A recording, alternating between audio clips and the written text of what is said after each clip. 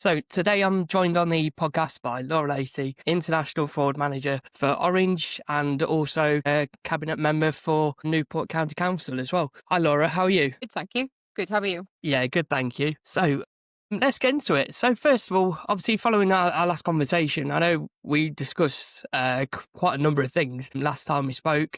You've got many different projects on the go, obviously being a council member, working for large companies such as Orange as well in an international role as well. So your day-to-days are very varied, aren't they? I think that suits my ADHD to be honest. And no day is ever the same. So it's always I certainly don't get into that mundane very often. I can imagine. When was for you? Because obviously you were diagnosed quite late with ADHD as well. How's your journey been with ADHD? So I always knew that there was something not quite right going on. There was always something. It was always, but for me, I suppose as a woman, the first thing was always, is it mental health? Is it mental health issues? So my diagnosis really for ADHD came off the back of my teenage daughter getting diagnosed. We went through the process of having her diagnosed. So when we had her initial assessment, they said, well, look, we're looking at both ADHD and ASD, autism. That one was a bit of a shock to me for her. So we went down the route of her assessment. She came back with a diagnosis for ADHD, and then we had, a little while later, had the diagnosis for autism as well. And she has both. She's mainstream educated.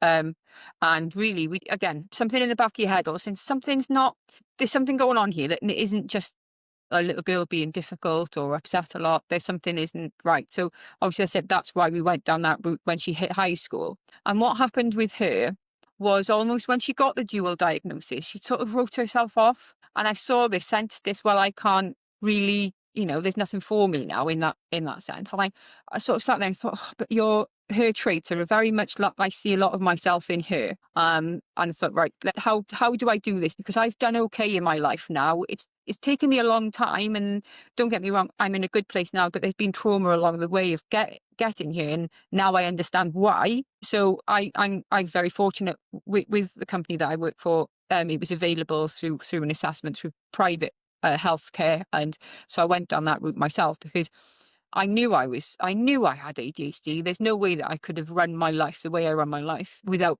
there something there, So, but again, they said to me, we think you're showing traits of both. There are some things that can't be explained by ADHD. So we're going to do the two assessments for you. So I chose to have the autism assessment first because that was the one I really didn't know. I didn't think that would come back, to say that I was that.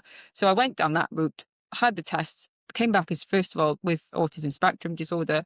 And then, in a few weeks time, then, sort of a month or two's time, went and had the ADHD assessment as well. And then came back with combined ADHD type. And it helped her. I told her that, look, we're the same. And she then, it was almost like, oh, okay, there is something for me going forward. That to me then, that was why, because my life hasn't changed with the diagnosis necessarily, because I'm still the same person, albeit I now understand why I do certain things the way I do, or how I react a certain way that I react. And I can take a big look inward to see why I'm doing things. But really, it was all about her being okay, her understanding that really there's something beyond your diagnosis, because I guess I don't know how I would have felt at 13 if I had had that diagnosis. I don't know. For me, it probably would have been quite frightening. As adults, I suppose you see so much, don't you? You research, you know other people that are okay with this, some people that are not. But I often wonder how that affected her initially. But, it's just really nice now having that connection with her, and she can understand that I understand her when I say, look, I get it. Let's chill out. Let's do this. And and I think from that, then she sees, then I feel that responsibility to other people like my daughter then to push ahead with things. And it's, but you are right. You sit there then and you almost rewrite your history then, don't you? You look back on everything that you did through your life and think, right, now I've got a different light to shine on this. How did that happen? And for me, there were certain points in my life where I thought I was perhaps having a breakdown mentally, or things had happened. But actually now I can look back and go, wow, I was probably in complete dysregulated burnout, nobody knew, because you can't go to the doctors and have blood tests and say, right, okay, there's a problem here. Why you're feeling so exhausted? Why you're feeling so unwell? And they're just saying, well, it's just, here you go, have a tablet, have an antidepressant. You're just a little bit low. And you almost think, at the time I thought, am I just making all this up? Am I making up that I feel that I went through a stage when I first went to university? It was a massive change for me. I went from a little valley town in South Wales, and I decided to go to Liverpool. I don't know why. It was just one of those. I didn't really have any of that support network because I'm of the age that I am, and nobody really been to uni. And I think it just scared me to death. I suddenly turned up in this massive city, and after a week or two, I suddenly became very, very tired. And I just couldn't wake up. I was exhausted. I'd walk into the kitchen to make a cup of tea. I'd fall asleep on the floor. It made no sense at the time what was going on. Now I can look back and go, wow, there she was in a massive burnout for probably about 6 weeks. And no, I didn't want to tell my parents because, I didn't want to worry them. I was so far away. I just thought I was lazy. I just thought I was lazy. I just thought I was just, like I said, having a bit of a moment with depression or anxiety. Actually, now looking back, wow, it was an autistic or an ADHD burnout. And actually what I needed to do was rest for a couple of weeks, and I would have been okay. And if I had known about my diagnosis then, I would have had the support from the university. They would have put things in place for me. But as it is, there wasn't, because I didn't really tell anybody. And then had a knock-on effect for the rest of the next couple of years in uni, in which I never really caught up on. So like I said, you sort of rewrite everything, don't you? And I do the same with my daughter. I rewrite, oh gosh, why didn't I see this sooner? Why, when you look and I think you almost go through a grieving process as well of that life you thought you had, but it was different. But the only thing is, I'm in such a good place, from a career point of view, my family, everything, that I don't regret not having these things, because actually it's made me into the person that I am sat here talking to you with that, that fight in me. But you often wonder, don't you, what if that had happened? But actually, do you know what? I really love my life. I'm very fortunate of how it's turned out. So I don't regret anything. You often question, don't you, what would have happened if I was supported? Because in my 40s as well, about 5 years ago, I went through a dyslexic assessment, and I'm dyslexic.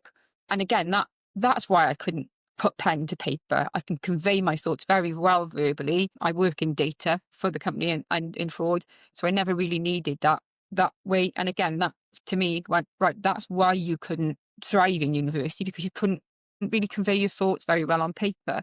Whereas in high school, I got through school because I think I'm quite a bright person. I've got a really good memory. I got through my GCSEs and I got through my A levels, but then the big wide world came along where I had to write a little bit more. Pre the days of even a computer, pre the days of even a PC. I took an electric typewriter to uni with me, and everything was via book. So I didn't have the luxury of spell checks and things. And it's a really funny way, isn't it? As I said, you sort of look at the book in a different way, and you're almost rewriting your story a little bit. But I think for the fact that I'm sat here and I'm happy where I am, certainly I wouldn't say there's absolutely no regrets through my life. Though, as I said, a couple of what ifs. Yeah, and I think it's bound to be when you do get that late diagnosis. I know even through kind of myself going through that diagnosis period now at 33, but kind of realising maybe about 5-6 years ago. I mean, there's still, even now, like 5-6 years on, there's still that question of what if. I had a conversation recently with somebody about my own university experiences as well, and kind of a similar thing to you. I came from a small town that not many people had gone to university. I think I was the first person in my family to go to university, and I decided to go as far away as possible to it was a place called High Wycombe, and experienced a bit of what you've said there about the burnout in terms of being in a new place, and there's just so much information that you have to kind of take on board about your new surroundings that it is a bit draining. And I know I struggled initially when I went to kind of cope with that. But yeah, so yeah, and it was quite a difficult, can be quite a difficult period for a lot of people, especially when you don't know as well, because with you not knowing the reason behind, like you say, why you're responding or acting a certain way, it's very hard to know how to then deal with that. So it's really difficult. And definitely there was a lot of what if questions about, if you'd known sooner, would you have done? You can look to like big moments of your life. Like I know with mine, there was like following university, there was a decision I made to leave a job and kind of what I was doing a bit of people pleasing while I was in a relationship and decided to not go with what I actually wanted. Anyway, it was going off topic, but yeah, there's definitely a lot of questions that come with that when you find it so much later in life. Do you think that compared to obviously your own experiences, and like you say, there's that sort of grieving and processing period and understanding, if had you been diagnosed earlier, would things have been different? Do you feel your daughter is maybe in a more kind of stable position for her future, knowing and being diagnosed earlier? Yeah, absolutely. And I think, and this would go for, I guess, a lot of ADHD children specifically. It presents as behavioural issues in school, but and of course, yeah, they are behavioural issues when you're piling a classroom or you're bursting in, there's some sort of thing. But I think what because a lot of my mum specifically said to me, "Oh, you shouldn't label. Why are you label?" There's always this thing, isn't it? That older generation. Why are you labeling her? She's fine. She's not fine because she's very emotionally upset all the time. She doesn't like school. She's risky with the friends that she's hanging around with. I said, we're going to lose her. She's going to be kicked out of school. Something isn't right. She's not a naughty child. Something isn't right. We have to do something.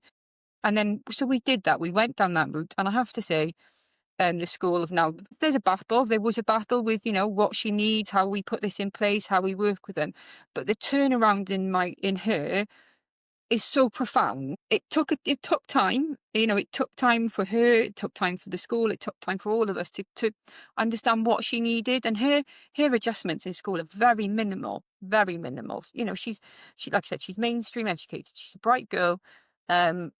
But we have these emotional volatilities because also she's 13. She's a teenage girl. Typical A teenager, lot, yeah. a lot of her things are to do with emotional check-ins. Is she okay? Having somewhere safe to go, and we've had a hard 18 months getting it right for her. Emotionally, she struggled. We've had some things. She's had some counselling with CAMS, with Mind. But I can't. We are very fortunate. I can't fault the help that she's received. But then at the same time, I'm always very aware. I'll always work with the school, not against the school. And I'm always very aware that sometimes some of the things that she does are just her being naughty. I don't want to ever be one of those mums go, oh yeah, but it's her. She's a, no.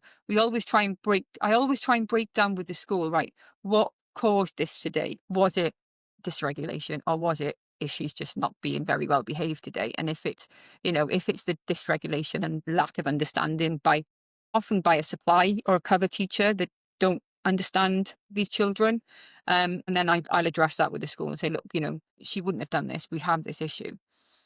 Or then, like I said, if it's something that she's just done because she's a 13-year-old girl, at the end of the day, they're not always perfectly well behaved. Then I'll deal with that back home, and she understands that as well.